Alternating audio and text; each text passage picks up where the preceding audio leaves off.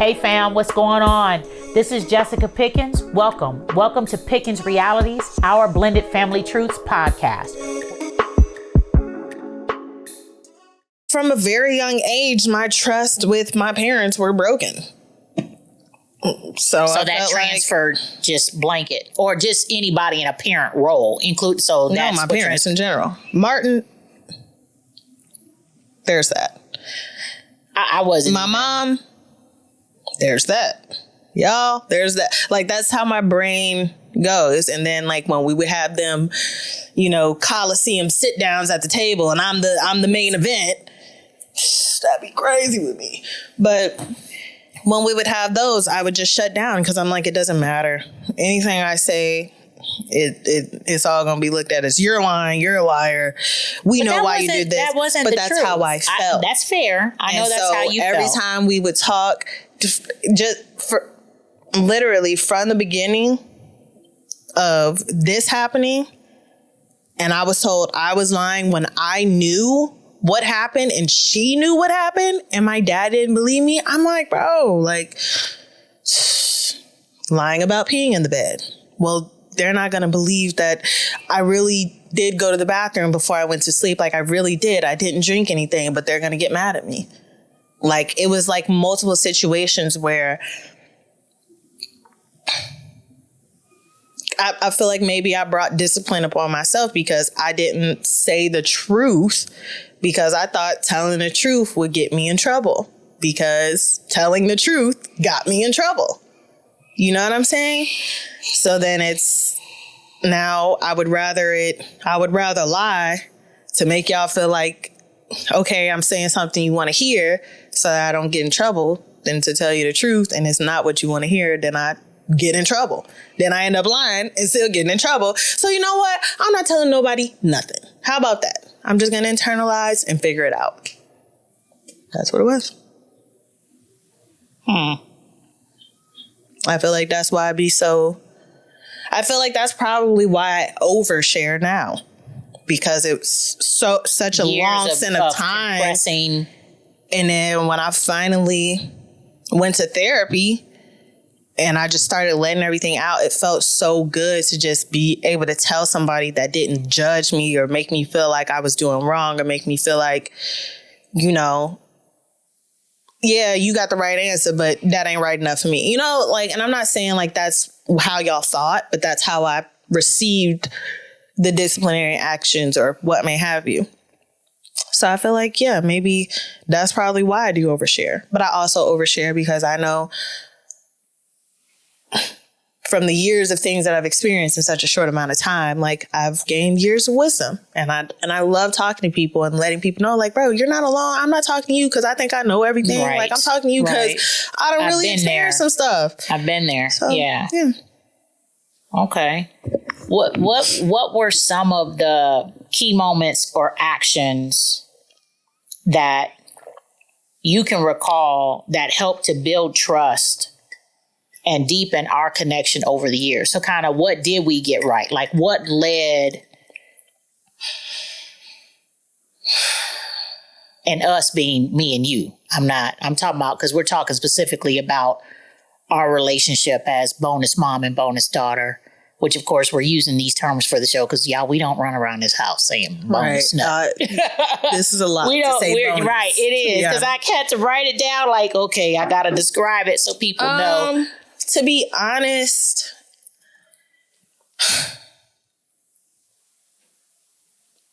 and if you feel like it didn't happen until whenever, then tell your truth, child. What's the truth?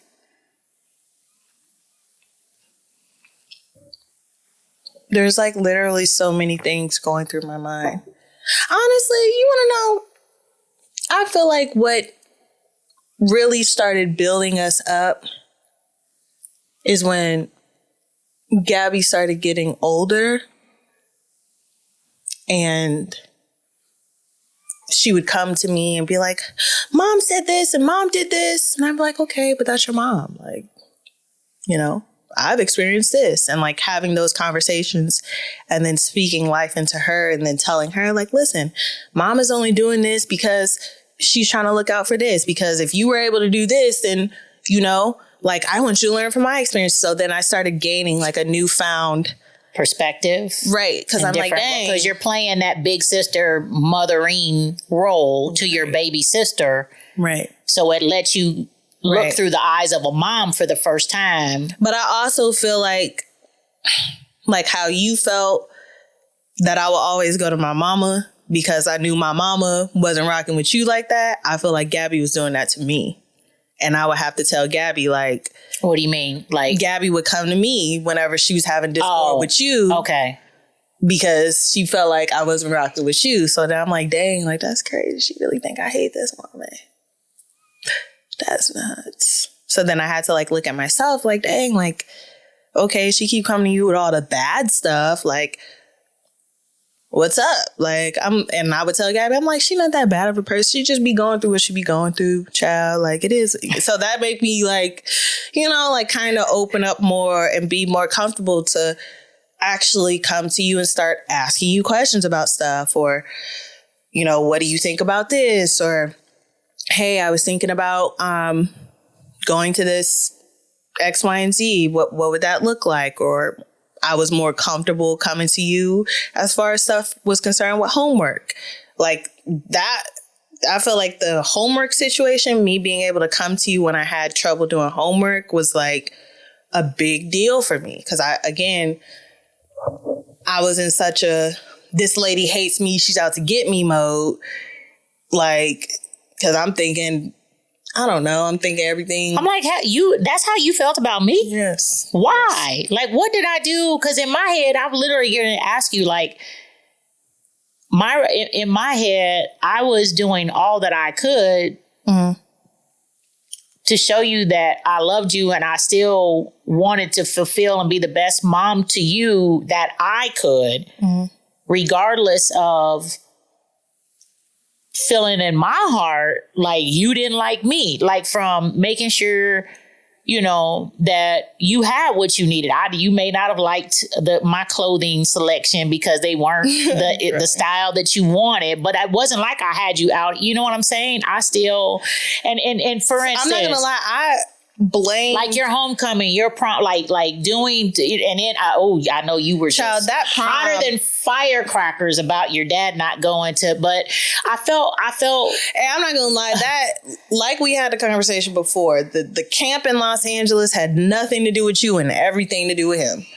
It had, but can you see how that it hurt me to my core because what am I felt like chopped liver, right? Because I felt like you all being all my kids that I didn't birth, you know, my bonus children, and even the ones that I did birth, like, did not, your dad is your dad. And that's just not what he does. He's not going, when I'm out here slinging donuts and whatnot to send the boys to Japan and you know what I'm saying, literally doing fundraisers to give opportunities and looking up camps and going, hey, look, she's struggling. She's a creative. Like I couldn't, like we talked about this a little bit on one of the other episodes. I literally was like, you know what? If this is going to save her life, I'm trying to make you cry. And here I am well enough. Nope, not doing it. No, I'm trying to make you cry. Like she's a brick house. But in my mind, and I guess maybe because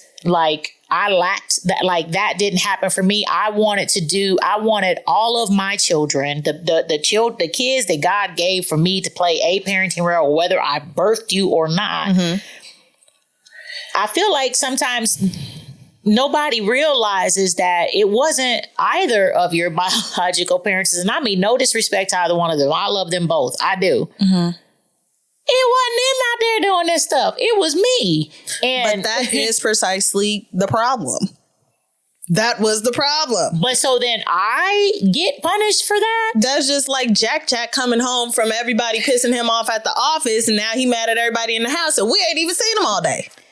Okay, but help me with that correlation though. So, because I'm trying to say, because I was thinking that doing those things would help build the trust. So sticking to kind of what we're talking about, being a disciplinarian to Jaylen was going to make him a better person, and inevitably it ended up making him resent him more because his daddy wasn't doing what my daddy was supposed to be doing. Okay, that's fair. So that's how it was with you. That. Okay, like when we went to California, it's like, dang, you putting these little stanky little boys over having an experience with me when you got football for years and years and years after this. You can do this when you get back.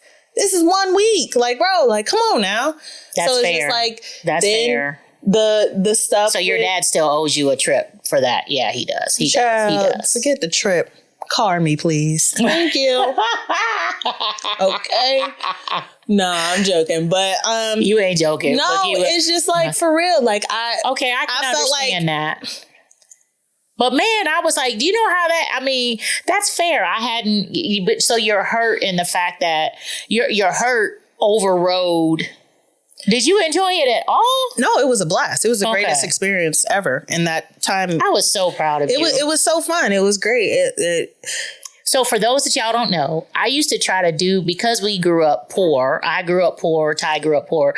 I used to try to look for things that, and to your point, when what were we talking about? When you're saying, you know, like I tried to, if you say you wanted to, you were musically inclined. So we paid for lessons. We did this. And so when you were going through that, and I found a summer camp in Musicians Hollywood. Institute. That's right. Musicians Institute in Hollywood, a summer camp. And you wrote the song. We sent, you remember that? We had to, you had to send it in to apply, and we got it figured out. So even though we were, you know, we were on a budget and whatnot, you know, we were balling on a budget. Yeah. We got it figured out. And seen Katy Perry. Man, remember that? We walked around like they're setting up a whole concert in the middle of the street. Yeah, on Hollywood Boulevard. As you remember, was it Chick-fil-A with the banana milkshakes? Yes, that's the first time I had banana pudding milkshake at Chick-fil-A. The first time I ever had a Snapple, the strawberry kiwi Snapples. That's right. That's right. Yeah, it was good. It was a great experience. I remember we stayed in a hotel where it was like supposed to be haunted because like so many famous people had died in that hotel.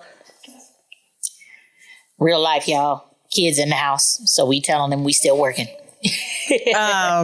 But yeah, so no, it was like I felt like he was out to get me because of the fact that you felt like I was out to get you. Yeah, like because like the whole situation with I'll never forget these pants. Damn, I'm like them corduroy tan pants that my mama bought me. They were skinny jeans. Oh, and they were corduroy. I had a thing about skinny jeans. I did it. And she would not let me wear skinny jeans for the life of me. I'm dang. Because you were shapely. But and that is not my fault. No. God created me like that. It's not my fault that since a very young age, people sought after me. Well, it is not. But I was also had your disposition and temperament been a bit different, it wouldn't have been a thing. Boy, the first time she bought Gabby summer clothes when she was in middle school and brought them home. Oh my God. And I'm like, you paid with this with your money? The first pair of shorts that little girl put on, they weren't gauchos. They weren't knee length. She said they gauchos. Was mid-thigh. I'm dang, that's crazy. But I couldn't let people see me sweat. You can't let nobody see you sweat. I'm like, Gabby, I'm really happy for you. Whole time on the inside, I'm like, I knew it. So I was But me desiring and choosing more conservative clothing. Mm-hmm. Again, the intention was not to keep you from being stylish. The intention was to protect you. That's how I felt. I understand. That's how I felt. So while you're like, it's protecting you from, the troubles of the world. Well, and yourself, quite frankly, when again, while I didn't understand all of the information that we have uncovered through this podcast, I didn't know the root of it, but I knew what spirit I was seeing. Mm-hmm. And I knew what was going on. And I know and look, everybody who don't feel good when they dress, right? Mm-hmm. And you get to swinging your hips and popping your lips and what you like, right, right. And so if I'm seeing, because of everything that was, and again, all I could do was surmised, and I thought the root was your upsettedness and things that were and seeking attention because you were not happy in the house. Based on now, I understand there was there was layers to it, right? But it was never about. It really wasn't. It was not about trying to punish you or keep you from being, cute and stylish, et cetera, et cetera. It was about that hindsight. We all know that, but in the moment, I'm like, and you wasn't. It ain't really like you praying on my downfall. Like, is she a op? Like, what's going on in real life? Like, I can't even wear a skinny. They're skinny. They're jeans. They're skinny. I'm not showing my booty hole. Like, that's the first pair of high-waisted pants I was ever able to get. Child, I wore them to the death of me. Okay, I still got them. Actually, I still have, and I still wear them. I still have this first pair of high-waisted jeans I ever. But I'm just like, dang, like. So then I started like internalizing all of that as you're out to get me. Because you think like, girl, I'm trying to save you. And I think, girl, you just want me to be ugly? Like, what's going on? Like, do you hate me? Like, and then I'm growing older and I'm like. The other things that I did in the conversations we have didn't negate that at all. It was just kind of deeply rooted. And that's what I'm trying to, get an understanding for us for continued healing, but also just for the other bonus moms and daughters out there as far as how to navigate this thing. Because in my head, I should have sat down and been like, look, what's really going on? Where you coming from? And then that's where you have to kind of take, you got to make a choice to take a bigger risk and let that trust rope come out. Yeah, we could have definitely came to a compromise. Cause like my whole thing was like style and fashion. So I was going to make something out of nothing regardless. But like I didn't want to be dirty. And you wasn't dirty. What are you talking about? Just because I bathed and had clothes and shoes over my head don't mean I wasn't a dirty. I'm not understanding today's slang. What does that mean? Because you actually still not get to dressing the way you want to, as stylish as you desire. Right. Okay. And so I feel like maybe you probably thought me wanting to do that was me like wearing coochie cutters and stuff like that. First of all, I never really wanted to wear no coochie cutters because they're coochie cutters. That sounds crazy in itself. But I just wanted to be able to like wear cute stuff. So I feel like maybe if we would have a conversation like, hey, why you want to wear skinny jeans so bad, girl? Like, what is going on? Like, do you not realize? Then you tell me your experience. And I'm like, well, that's not really what's going on. And we could have came to an even medium and I could have worn some really cute flare leg pants. Like, I just like But you fashion. did. You again, I feel like sometimes you don't you don't remember stuff like I remember it. And then I'd be feeling like my mom because she'd be like, you just remember like the negative stuff. No, like we had like as I got older, we used to go to Dave and Barry's. I think that's what it's called. Stephen Barry's. Yeah, when we used to go to Stephen, like in St. Louis and Justice and stuff like that. Yeah. I feel like I was like, okay, I was turning the corner, been in the corner, got in high school, started hanging out with my cousin, started trying to, prove myself as I'm not no scary, lame, goofy. Yeah. So that's a fair point. So one takeaway for bonus moms and daughters is just have the conversation. And which leads me into my next question. Okay. What role did communication, consistency, or shared experiences play in strengthening our relationship or not strengthening it or the lack thereof? Take it the reverse way. You see what I mean? Because we're talking about it now that, man, we should have just sat down. I feel like we never really communicated until we moved up here. That's fair. I feel like the most we communicated is since we've been here. That's fair. I feel like before then you were very consistent with trying to save me, which ixnayed the communication part. Because I'm like, bro, that I feel like we were both having a power struggle trying to figure each other out and we wouldn't even talk to each other, if that makes sense. So it's like you're in a relationship with somebody that got trauma but don't want to tell you. You trying to figure them out and they mad because you're trying to figure them out and they trying to figure out why you trying to figure them out. Like it's just a vicious circle. But you're consistent. You've been there. You was doing the fundraising. You was at the school. We can call her. We always know. To this day, she's the first contact that everybody put on the phone because she's the most available. Like, so you've been consistent, but we never really had communication till we got up here. So the shared experiences playing a role in strengthening our relationship really happened when we switched venues. Yeah. And went to a different level and season in our life and coming up here. Mm-hmm. I feel like after, when we moved up here, maybe, I really feel like it was after growth. After growth.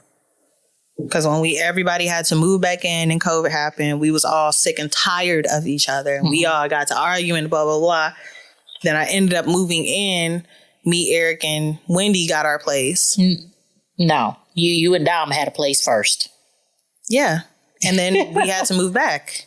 Yeah. And then that was Grove. Then everybody was there. Then COVID. Then we moved out. Yeah. So we got our place. And it was just like, it allowed me to have separation for real, for real. They say absence makes a heart grow fonder. So it allowed me to have separation and get to know myself without my parents. Because even though Dom and I were living together, it was still very clouded. We were still children. We were still thinking like children. We wasn't worried about our bills like we should have been. So it just all got messed up. So yeah, I feel like we was both just trying to be outside. We wasn't really worried about nothing else. But then moving in with Eric and Wendy, getting a place with them, they're older. So now I got to present myself and conduct myself and hold my weight because they older than me. And they not going to play with me like, what's going on? Dom was older than me, but me and Dom were basically in the same age. Yeah, yeah. So I'm just like having to prove myself, having to present myself in a different way. And then on top of that, the pressure of being better and doing better wasn't so hard, which allowed me to grow, if that makes sense. It does. It does. Yeah. Okay, that's fair. So then can you describe, I know this is, you partially just talked about it, but maybe hone in, describe the turning point when you felt that our relationship shifted or transitioned from being just bonus mom and daughter to feeling like we had a real true bond. When I had my first miscarriage. And what about that situation? It was when I had my first miscarriage and then got pregnant like a month after. I was outside tweaking, y'all. I was outside getting touched. Oh, Jesus. But no, that happened. And then when But how do you feel that was the key turning point in making you feel bonded? Because I feel like I was there then, like I've been the whole time, but it just meant something different to you because of the situation. When I had and it was 4th of July. You ain't got to tell everybody people's names. Forget them people. This is what I'm talking about, y'all. I don't care. I'll tell all my business. But yeah, the 4th of July, we were at TT Sharice's house. We was all turned. And you and TT Sharice pulled me in the room. And I think that was the first time I had ever actually openly had a conversation with you. I don't even be talking about that. Well, now I just say it. But it was the first time I ever openly had a conversation with you about somebody I was talking to. And it didn't feel like you were judging me. It didn't feel like you were pointing out all the negatives in it. You were like genuinely having a conversation with me. Like, well, did you think about what happens when a baby get here? Like, and so like you're helping me think through stuff that I already thought about, but like it wasn't in depth. So yeah, I think that was a turning point. And then when I had the miscarriage and I ended up getting pregnant again with Isabel, and you didn't, I felt like you was probably judging me low key. You felt like, girl, come on now. It's not. But I felt so embarrassed to even say anything. And then when I finally said something, just to know, like, you were like, listen, like, we got you. I'm here for you. Like, it is what it is. Everybody go through their stuff. Like, that made me feel like, okay, like, all right, this is okay, cool. So, yeah. So then the reality of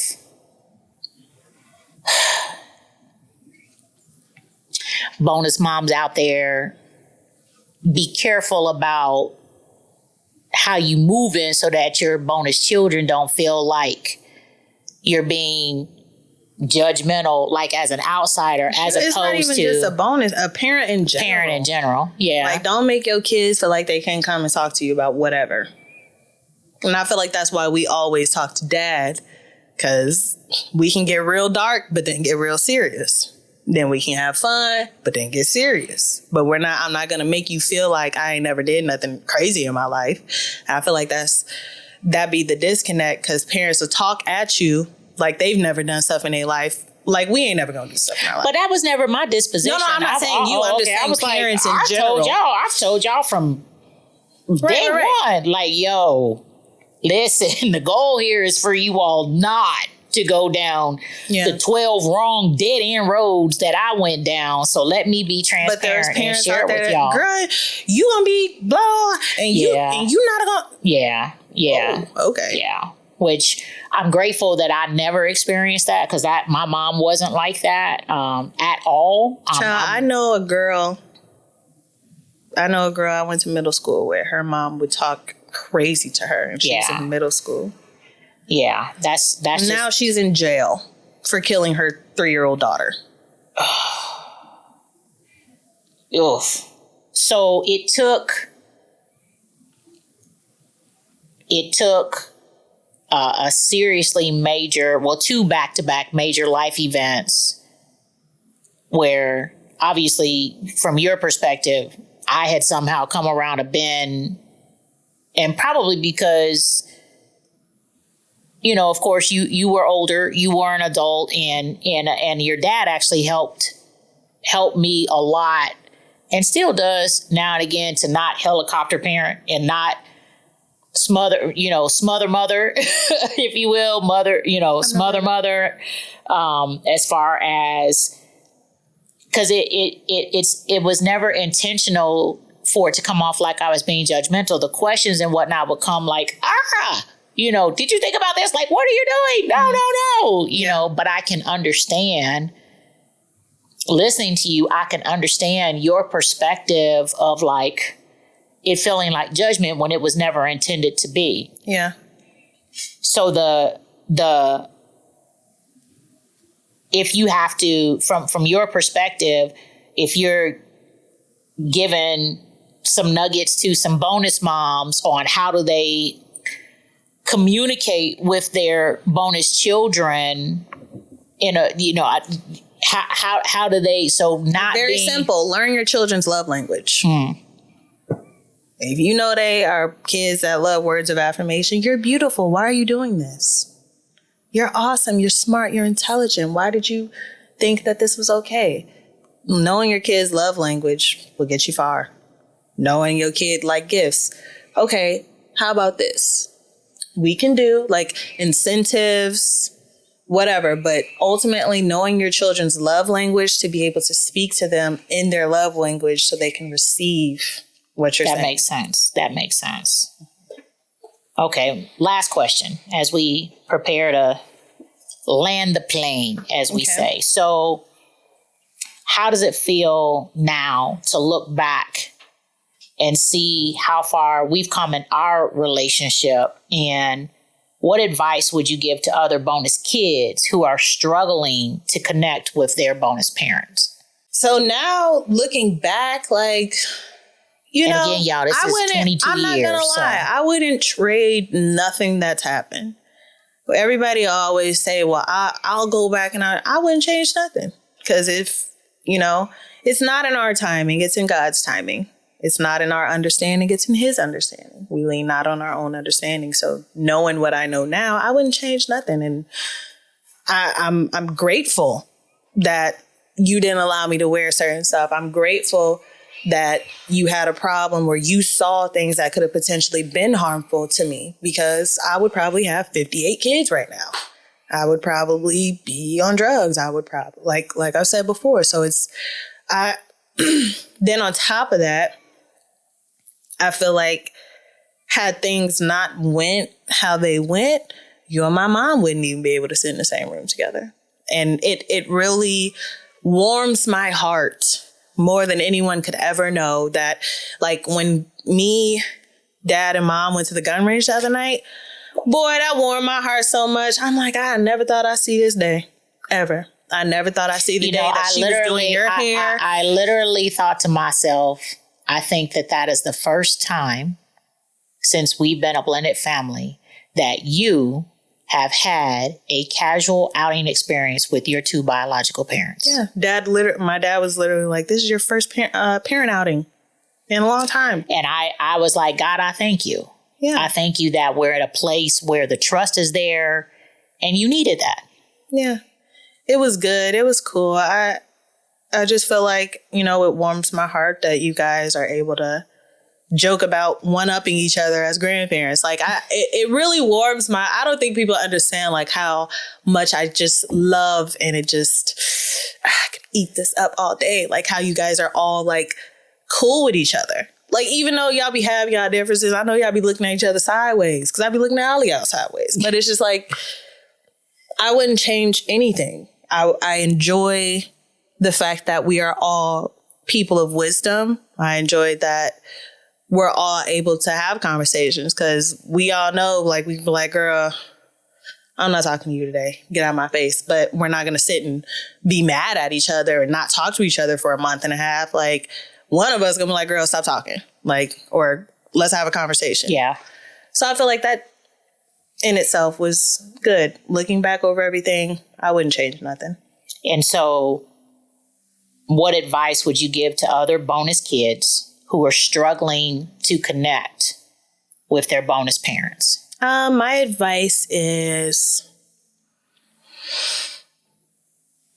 be mindful of the fact that your parents and your bonus parents are just kids with older features. They want to be loved. They want to be heard. They want to be seen. They want to be understood as well. So as a bonus kid, while you're not the grown up, be okay with letting somebody be a kid, figuring stuff out, learning stuff. Because again, grown-ups are children with older features. Grown-ups have parents too. Grown-ups cry because they want to talk to their mom and dad and they can't. Like, grown-ups go through stuff. So don't beat yourself up because you feel like someone's not understanding you. They're just trying to figure out their way just like you are. Be patient, be kind, be gentle, and, allow them to open your door and look through your stuff. Allow them, meaning your internal door, your spiritual soul, allow them to open up, because the more comfortable you become with them, the more you allow them in, the better and safer you feel with that person. So, yeah. Communication. Mm-hmm. Communication. All right. So, top 3 things. Communication. Right. No, just kidding. Communication. Be open. That may not always be a communicative thing, but be open mentally to allowing things to happen. Don't be so judgmental. And then lastly, I feel like it would be, not everybody is here to harm you. Not everybody's out to get you. Not everybody's here to tell you suck. God sends you people when you need them. So allow it to happen. Yeah. Good stuff. Thanks for coming to our TED Talk.